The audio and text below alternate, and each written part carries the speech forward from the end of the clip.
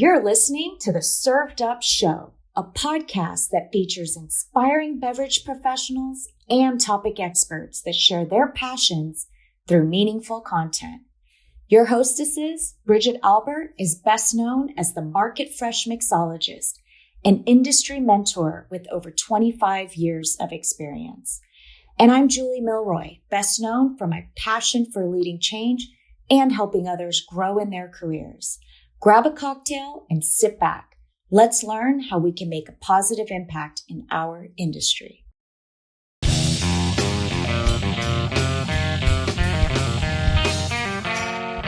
Hey y'all, it's Bridget here. In this engaging interview, Rachel Burkons, a passionate advocate and educator for THC drinkables, shares her journey in shaping this emerging category.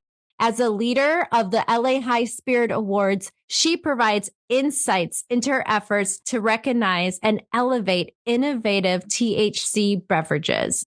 Rachel also discusses the challenges and triumphs of her work, offering a glimpse into the future of THC drinkables and their impact on our industry. So sit back, relax, and enjoy the show.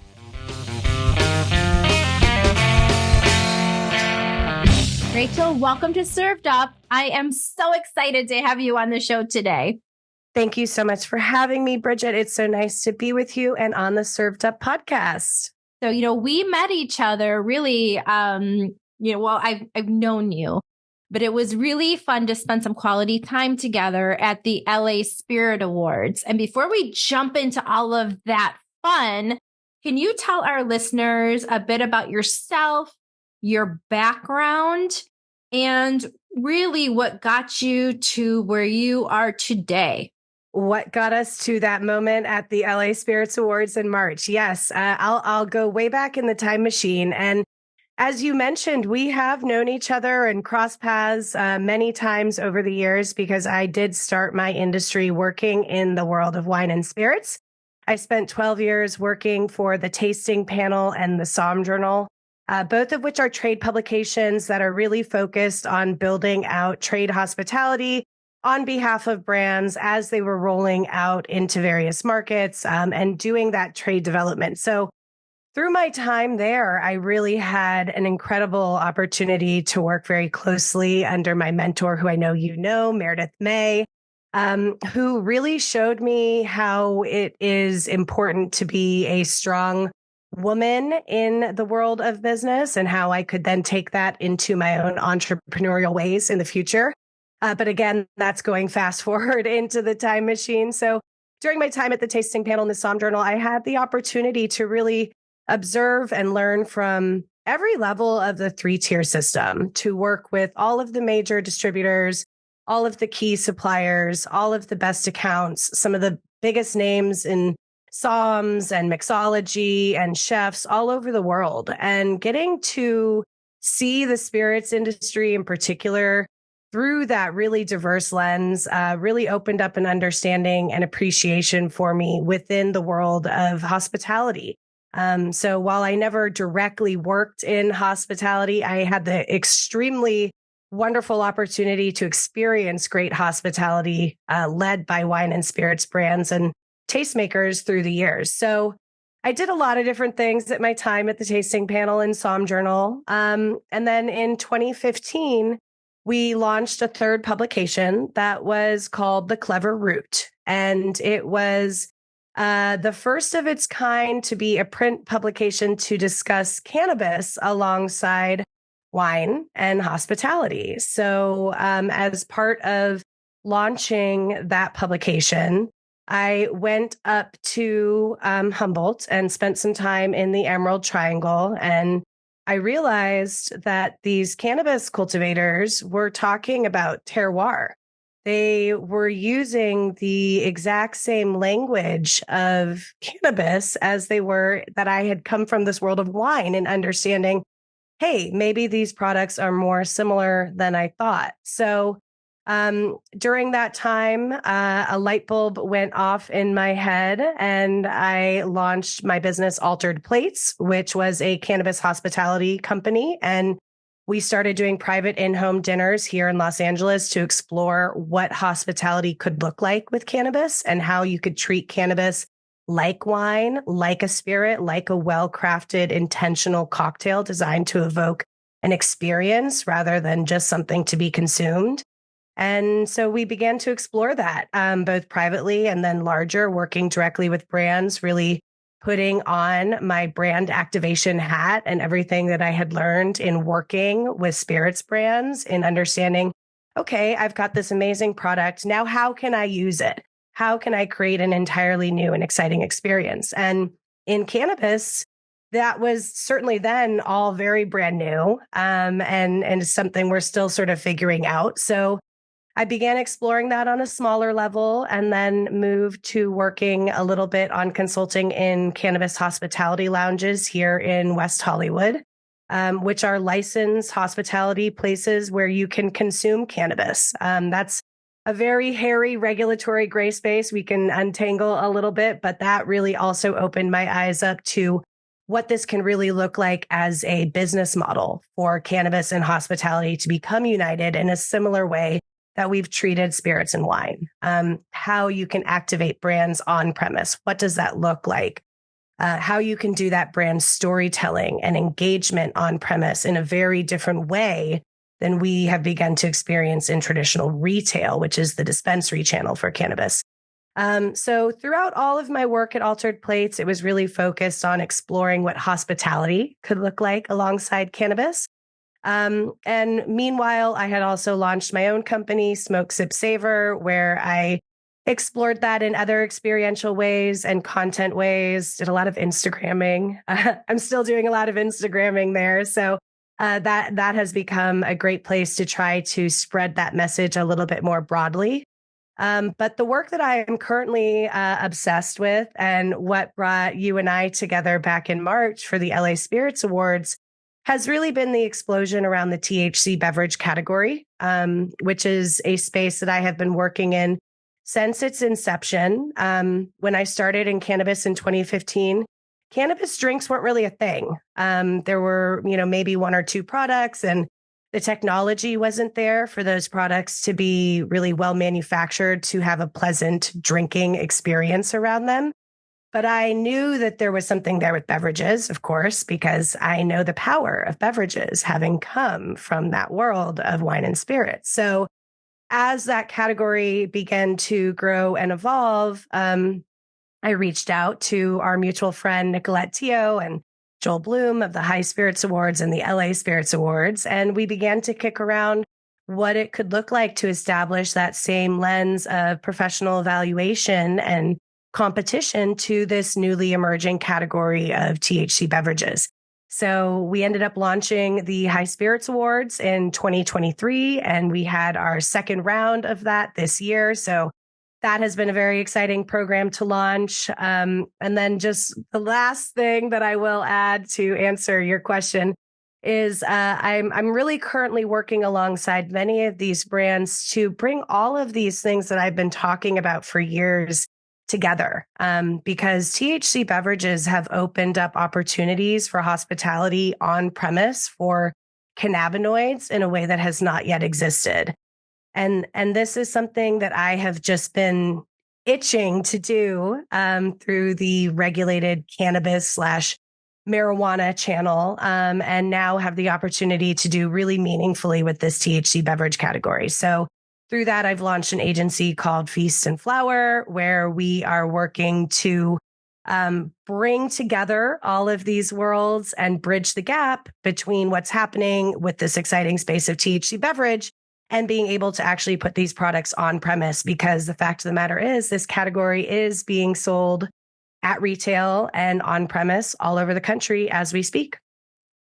We have so much to talk about. I don't even know where to start. When I look at my own personal journey with cannabis, it's so crazy, and I remember the days of the Roach clips and listening to my Zeppelin albums really loudly and just enjoying myself. And yes, absolutely. I had a freaking lava lamp. I mean, it was like, I was a stereotypical stoner back in the day.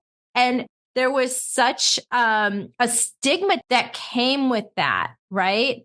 And I think that unfortunately, it's definitely still there today because folks don't understand it. So like those who have never tried it really don't understand it. And then now we're doing drinkables, right? We did the edibles, which became a little more maybe acceptable to those that didn't want to smoke, right? So we did the edibles. Now we have the drinkables. And there's just so much education that needs to happen. Yeah. And really, that stigma that we need to destroy. 100%. I would love to hear your opinion on that. 100%. And, I think it is really important to acknowledge not only that there has been progress and evolution through this process, but that we're still very much going through that.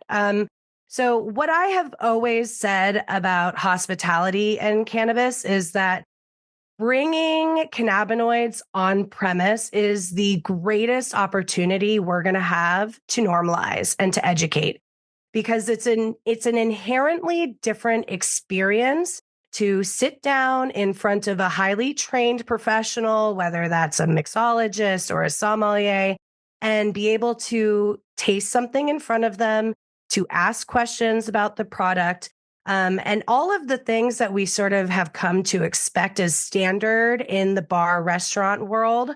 We have not had any of that with cannabis. We have lived exclusively in a liquor store model with the dispensary channel. And when's the last time you went to a liquor store and had the most educated staffer there who's able to tell you all of the nuances that you want to know about the mash bill of your bourbon? Maybe. There are certainly specialty liquor stores that are capable of that, but in mass, we really haven't had that. And in the quote unquote, cannabis channel, and a quick definition here, because I do think it's important to level set, is that hemp is cannabis.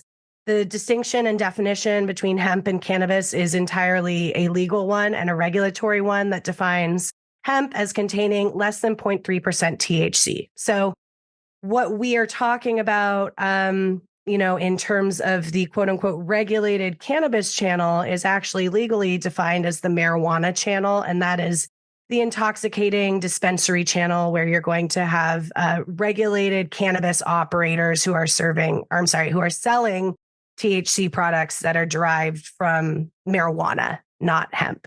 So anyway, sidebar, but it is really important to understand that definition. So because we haven't had the chance to talk about cannabinoids in any meaningful way in the marijuana dispensary channel, where beverages have not been successful. Beverages are about 2% of sales in the dispensary channel, because consumers who are walking into a dispensary are not there necessarily to buy a beverage. If we're looking at all of the categories in cannabis, flower is king. Flower is the one that really drives a lot of that market. So with a very, very small market share for beverage, it was kind of clear that that wasn't the right place and that wasn't the right channel for that. But I guess if you think about the way that a consumer might shop for a low dose or low ABV craft spirit, maybe at like Target, maybe that's a similar way to look at it. It's lost in a sea of assortment of products that are really for a specific consumer who's looking for an occasion. And beverage, we know, drives occasion. That is such a natural fit. So to be able to bring THC into that, both in retail channels, but especially in the on-premise channel, is a huge opportunity to help do that education and normalization, because this gives guests the opportunity to ask questions. It's intimidating to go into a dispensary if you don't know what you're talking about, and it can be really overwhelming. So when you can really engage a trained staff member face to face, and a bartender or a sommelier or whatever the equivalent becomes, as this segment of the industry develops and we have more on-premise certifications developed around the service and sale of THC beverages, it's very exciting to think about what that might look like. But that is going to be what ultimately drives the normalization, in my opinion. Yeah, I agree with you. I do think that there will be a day where, wine drinkers, spirit drinkers, and folks who love drinkables can all be in the same space, or, I mean, it's already happening in people's homes. It's happening in my home. It happened last weekend. I was playing dominoes with a bunch of my cousins, and everybody had something different in front of them. My one cousin, Katie, loves wine. My cousin, Ryan, loves bourbon. I had my drinkable that I love.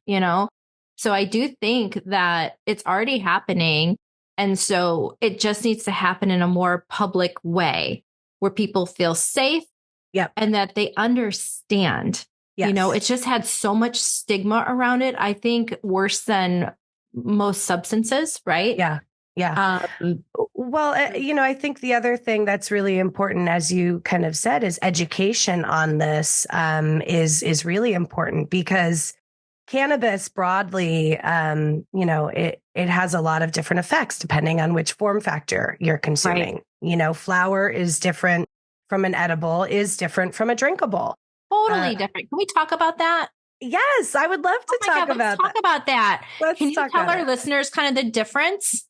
Absolutely. So they all basically have very different effects and are metabolized by your body differently. So when you smoke cannabis, it immediately crosses the blood-brain barrier. So you're able to feel the effects of that THC pretty much right away.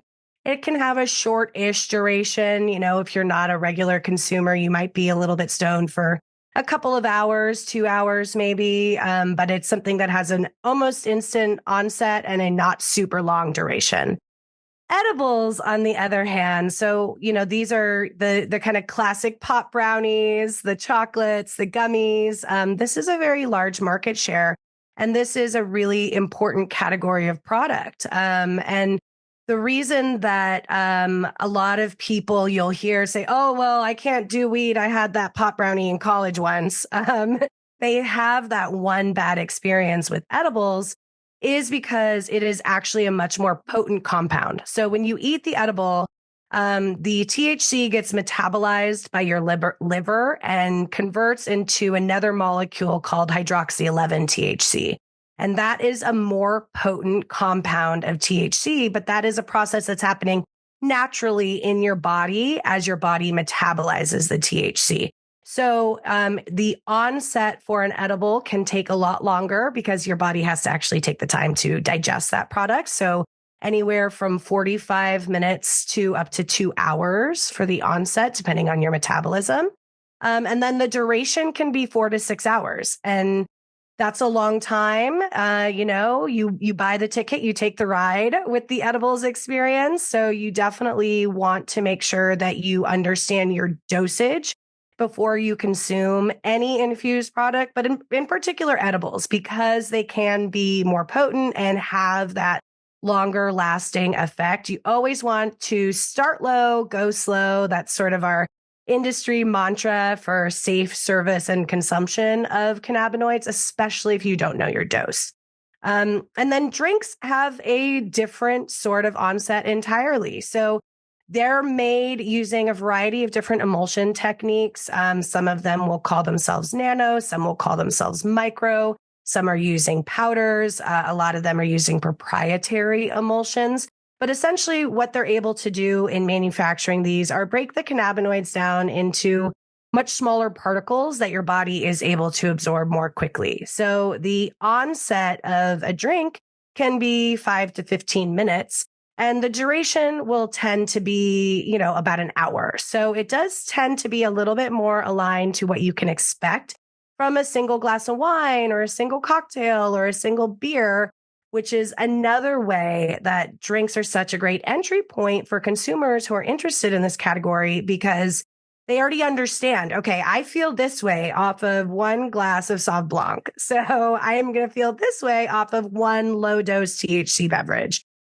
So there are a lot more options, especially in that low dose category. And this is the category where we're going to see the most sort of toothsomeness, I think, with the consumer who is interested in engaging with this category, in that 5, 2.5, 7, definitely under 10 milligrams. That's where people who are new to this category, canna curious, sober, curious. This is where they can explore and learn about those products. And again, because they don't have that super long duration and because they have the more rapid onset, it gives you a little bit more control over the overall experience, which is, I think, what has turned some people off of cannabis in the past.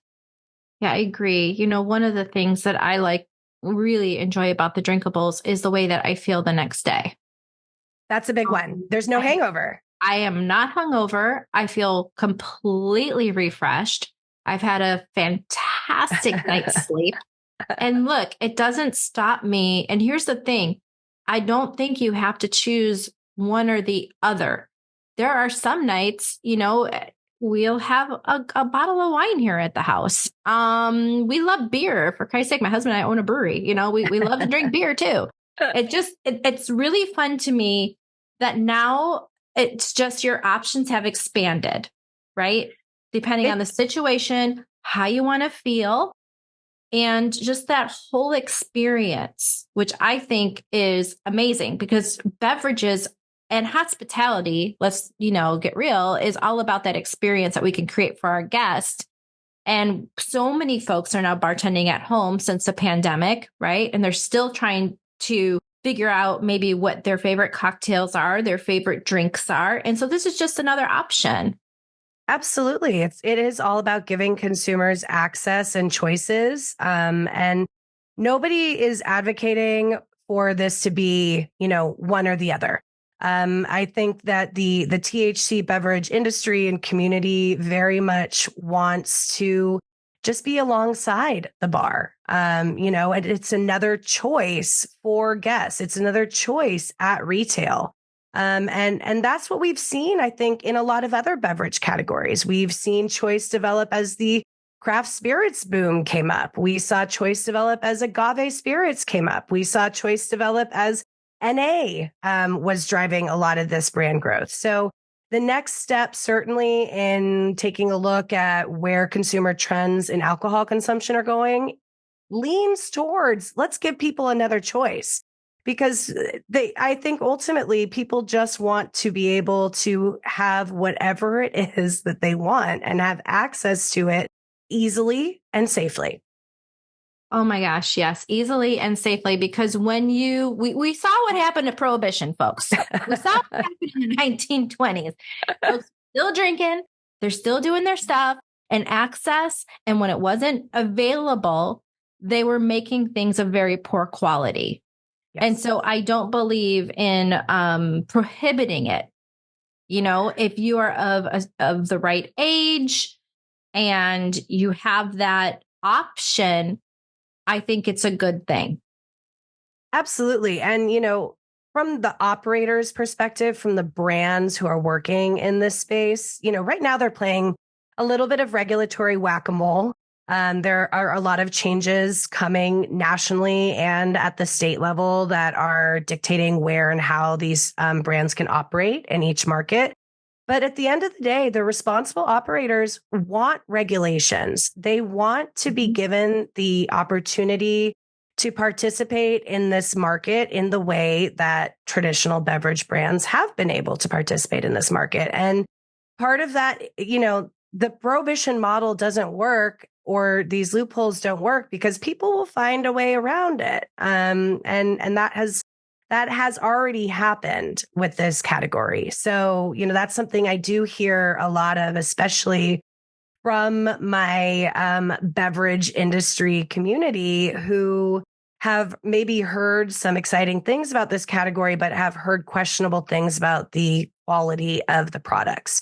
And I say to them, like any industry, there's good actors and there's bad actors. And thankfully, I know there are enough good actors who are utilizing best in practice techniques. And because they're expecting to be regulated, they're waiting for that opportunity to be regulated. And they know they're not going to be able to continue to operate if they're not. So no, nobody wants the turpentine cut days of whatever we were experiencing with alcohol prohibition. And it obviously hasn't been successful with cannabis. So as things continue to evolve, hopefully we will continue to improve consumer access. I think we will. And I think that one of the things that was really bringing those quality products to the stage is the LA High Spirit Awards. And I want to talk about that because it's very important to this particular category, as awards were important for wine and for spirits. So can you talk about how the High Spirit Awards came to be? Give a little bit of background, what it looks like to judge as well. And why do you feel that it's important to have an awards dedicated to this category? Well, thank you for giving me the opportunity to speak about this because I'm obsessed with this program. It has been so fun to build it out. So I met Nicolette Teo from the LA Spirits Awards many years ago when I was working for the tasting panel in the Somm Journal, and she was running the San Francisco World Spirits Competition and International Wine Competitions. And she gained, some really amazing experience there in how to operate these large scale competitions. I had the opportunity to work at that competition alongside other wine and spirits competitions at organizations like WSWA. So I spent many years in my wine and spirits life considering the operations of a competition and seeing it really from the back end. And then when I moved into cannabis, I began to see that there was all sorts of variance again in quality. And there are some notable competitions in cannabis, but I would look at the operations of those competitions and I would sort of laugh and be like, oh my gosh, like the San Francisco World Spirits Competition would never, because there was just such a lack of professionalism in the approach. And so I have always really thought about that really meaningfully in terms of what the competition environment could look like for cannabis. And sidebar, I actually have recently had the chance to join some folks at a group called Buddist in building out some of those about Buddist, Budist. Yes. Yeah. So it's a consumer review app, kind of like Yelp, but all of the Buddists who are some notable figures in cannabis are judges for the California State Fair. So yes, this is very exciting. The California State Fair has the first state-sanctioned cannabis competition. They also have, of course, their wine competition and beer competition and cheese competitions and all of these other agricultural things. It's amazing. Yeah. So the Buddists are going to be joining the judging process there. So I've definitely had a chance to put that on for other categories. But when this THC beverage category sort of began to emerge, I knew that it really deserved a highly professionalized, dedicated opportunity to be evaluated just like a beverage should be evaluated, not as a cannabis product, but as a beverage. Because really, at the end of the day, these are beverages. They're just infused with something different than alcohol. So I got together with Nicolette and I reached out to her and I was like, listen, there's something happening here. There's some brands emerging. And this was 2022. And at the time, the landscape for THC beverages was very different. And I expected that we would get mostly entries from the California regulated cannabis channel and that we would get California cannabis beverage brands and maybe some CBD beverages that were available nationally. So we sort of built out the whole system and a whole program and really thought about what types of information brands would need to present in order for the blind tasting to be conducted well, what types of categories brands would need to be entering in, what the tasting protocol should be in order to make sure there were no cases of overconsumption. We really looked at it from like every angle. It was really important for us to be very mindful of the fact that this needed to be handled with a lot of intention. And so one of my biggest missions was really to be able to put this category in front of the esteemed judges, people like yourself who've done so much in the spirits industry and in the beverage industry, to help build that bridge and help people understand what's happening and showcase the quality of the category. So when we had our first competition in 2023, God, I said that weird. 2023, 2023. When we had our first competition, I was really blown away to see that there were so many hemp-derived THC beverage entries. And it really coincided with a small movement that was happening out of Minnesota at the time. This was June of 2023. And Minnesota had kind of been making waves because there had been a very large and rapid boom where brewers were suddenly able to manufacture and distribute for the on-premise sale in the state THC beverages. So Minnesota, of all places, has really actually been the leading market driving much of what's happening in this industry. And it's very exciting to see that. So so we had our first competition and I was like, hey, you guys, like there's something happening in Minnesota I want to tell you about. And it was really exciting to get to introduce the category to those judges in that moment. And then when it came time for our 2024 competition, we ended up moving the timeline a little bit to change the overall program schedule and make sure brands were able to market in front of 420, because that's, of course, April 20th. So the competition moved to March. And so we had a 9-month span between those two competitions. And in that time, our entries doubled. We had just an insane number of new products that I had never seen before, never tasted before.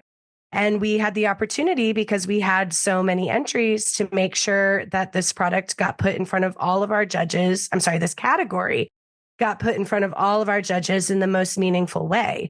So it was really, really exciting this year to see that for the High Spirits Awards and to get to talk to people like you and discover and learn that folks are already interested and engaging with this category. And it's already been normalized in some corners. Yeah, I agree. Can we talk about the price points? Oh boy. Yeah. One of the things, is that when you go into a bottle shop, let's start there. Okay. And you go to purchase, they're all over the place. Yeah. And sometimes, when we think about wine or top shelf spirits, you tend to correlate quality with price. Right. So can we talk about that? Can you give your insights on the pricing of these products? I would love to. And it's a really important topic because right now, this category is not seeing a lot of diversity in assortment or in pricing. So even though we have Total Wine carrying the category across the country, which is wonderful, you go and you look at its, 6 to 8 seltzers that are all $19.99 for a 4 to 6 pack. So where is there room for premiumization in that category? Where is there room for diversity in that category? We just haven't seen that yet. That's not to say those products don't exist or aren't being kind of incubated as we speak. I think that what is driving some of the similarities we're seeing in terms of, everything's a seltzer or everything's kind of the same price, everything is the same flavors. I think where we're seeing a lot of that is that brands right now aren't sure what the long-term regulatory framework is going to look like for what they can produce. Because, for example, if we wanted to ultimately ensure that these products have a place alongside alcohol in those channels, and there are certainly folks who are working, on the regulatory side to build those bridges and to open those conversations and channels. But if we wanted to put this category alongside that, we may need to have a space where the maximum dose per serving or per unit is 5 milligrams. So anything larger than that would have to maybe go into the regulated dispensary channel. That does not allow you to have a 750. You can't have a 750 with 5 milligrams in it and sell it for $35 because that's just who's going to buy that, right? So at the end of the day, you also need to recognize that I think the consumer is still doing a little bit of math on value of cannabinoids and what that looks like. And until we're able to help kind of the consumer break away from that idea that you have to buy the most potent product for your price point, which is very much the message that's echoed in the dispensary channel. You know, you walk in there and they're like, here's this product. It's, 36% THC, as if that's why you're supposed to buy it. The beverage consumer doesn't purchase like that. The beverage consumer wants flavor and wants quality. But right now, the brands are struggling to figure out where long term they're going to really be able to offer variety in terms of dosing. And then, of course, certain states have their own regulations too. So then, is an operator supposed to have multiple doses in multiple markets? And then how does that work with their distributor? There are quite a few challenges for some of that. So I think that as we see some of those things work out, hopefully we will see premiumization that will drive price variance, because at the end of the day, consumers need to have choices within this category. It can't just be subcategory. It can't be pick your soda, pick your seltzer, pick your tea. And right now, there's just not enough variance. There are some excellent quality products, however, that are working to establish, what does an RTD look like in this category? And there's some great products out there.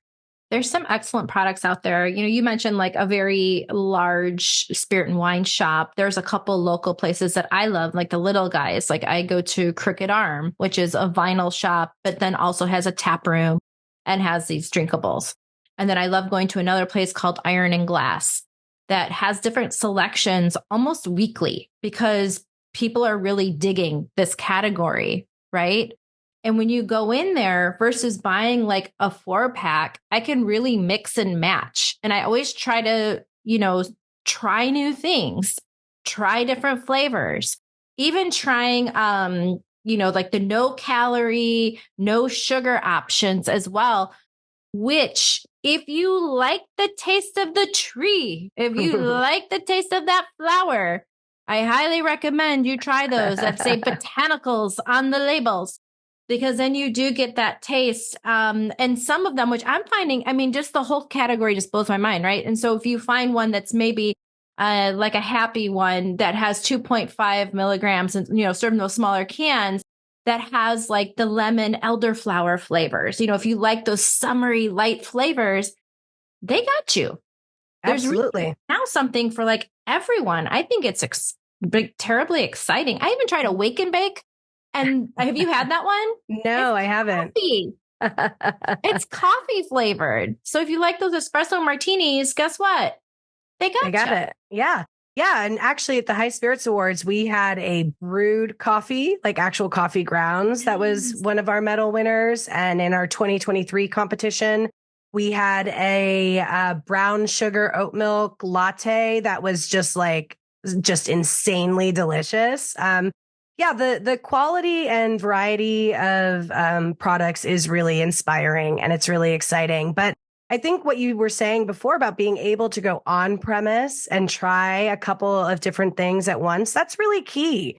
That's where consumers build relationships with brands. When you're able to like taste things back to back and learn about it from that person, it's just so much more meaningful. So I think that that's part of it too, is once we can really expand the on-premise footprint for this category nationally, that will drive consumer demand really for not only more access, but better quality products. Yeah. Yeah. I'm excited about this category, and I'm excited that we're talking about it today, because it's still a baby. It's still an infant.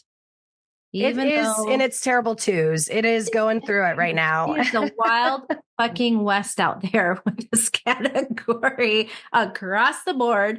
And I don't want to talk too much about regulations because I feel like we're going to get into it. And then tomorrow it's going to change. And by the time we release this, everything we said will not be relevant because everything is changing so very quickly. Yes. Everything is changing very quickly. And you are 100% correct in that anything we say today will no longer be true by the time this airs. But I will say that as an example of, what this category is going through on the regulatory front is that in the past week, this category has been facing bills to be shut down in Florida, Illinois, Texas, California. As of this morning, Illinois did not go through. So cheers to that. They'll continue in the state of Illinois. But last week, there was a big, giant kerfuffle as part of the amendments to the Farm Bill. Were rolled out the Mary Miller Amendment out of Illinois, which, proposes to essentially shut down the entire ingestible hemp cannabinoid industry. And we should definitely not get into this regulatory hornet's nest because it is much bigger than just beverage. That's the thing. Hemp is a very large industry, and it's very interesting, of course, the interplay between the hemp and marijuana industries and who is financially backing this. So, much of what I'm really inspired by is the way in which this THC beverage movement has really come and been driven by the advocates who are the brands themselves. The Illinois success was really very much in part driven by a gentleman who's got this brand called Plift. It's a great brand. And Glenn McElfresh, if you're listening to this, you made Illinois look like it has true regulatory legs. And that driving community that's been developed for this industry has been really important and really exciting to see. And I think actually part of that is as this industry looks to find its place within a larger industry, not cannabis. This is an industry and a category that's finding its place in the beverage industry. Where does it sit in beverage? How can it work with beverage? How can we all succeed together? Is very much a big piece of what this category needs and wants. And I think also on the flip side, it's the regulatory piece that the sort of large players in traditional beverage are hoping can be ironed out so these two sides can come together and can cooperate, because that to me is really the best path forward. Yeah, I think it will happen. I really do. I think it's going to take time. It's definitely going to take time, and it's going to take great advocates. There are organizations in addition to just the brands. There's the Cannabis Beverage Association, the Hemp Beverage Alliance, both of which are really dedicated to advancing the regulatory landscape for this segment of the industry and working to build some of those connections with regulators and engaging lobbyists. And I mean, it's so much work. So my hat definitely goes off to those folks as well who are looking to make sure that this category has a place. Yeah, for sure. What's next for you, Rachel? Well, what's next for me is continuing to take this category to traditional hospitality operators. As I mentioned, I've built out Feast and Flower as a trade hospitality, educational, and field marketing agency. So we're going to be rolling out a program called Infused Academy. That's designed to be a day-long education on the category for bartenders, by bartenders, giving folks the chance to really get liquid to lips, get a little bit of the regulatory landscape under their belts, and also really just understand how they work. What I have found is that a lot of bartenders are very confused by the category. And the second you say hemp, they hear CBD. We've done a really, really good job at training people to hear CBD when they hear the words hemp. So we kind of have to reel that back a little bit and introduce them more broadly to the THC beverage category. So that's our mission with Infused Academy. And then we're going to be working directly with some of these brands to go out to bartenders across the country and do some more brand focused activations. We'll be activating at Tales of the Cocktail, where I also have the chance to speak about this category. So very excited. If you're going to be at Tales, please come find me. I don't know if this airs before then, but if so, come and find me at Tales of the Cocktail to talk about this.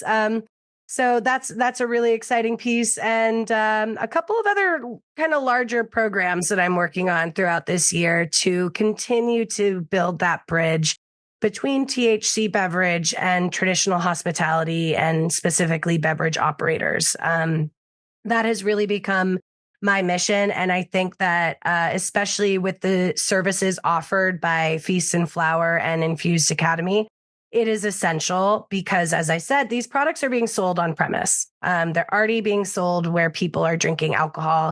They're already being sold where people have licenses to serve and sell alcohol. So what does this look like in terms of liability, responsibility, safe service?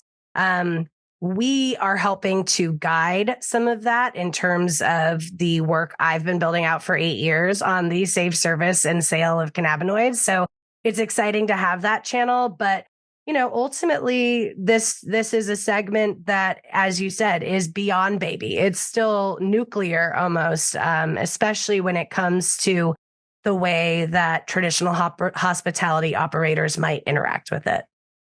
Where can our listeners find you, Rachel?